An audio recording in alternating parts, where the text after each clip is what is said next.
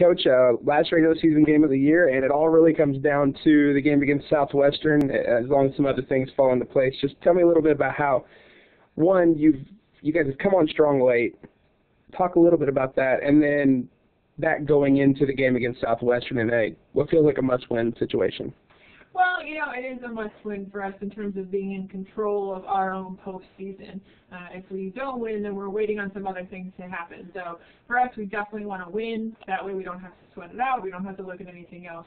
I think what we've done well in the past couple of weeks in terms of getting a few more wins in is we've been more consistent in our passing, and our hitters have been a lot more aggressive.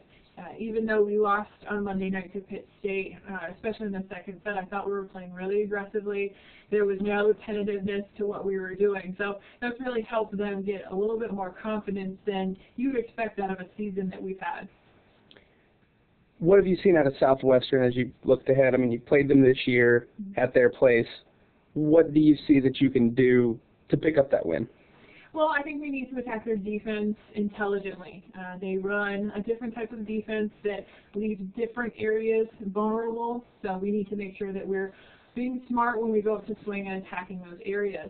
They also run a 6-2 offense, so they have 3 hitters in the front row all the time.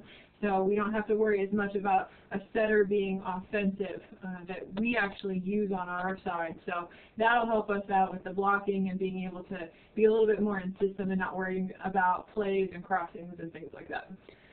Tell me how you go in and motivate this team. What do you tell them going into or coming out of the locker room for the game on Thursday night? That we're in control of our own destiny.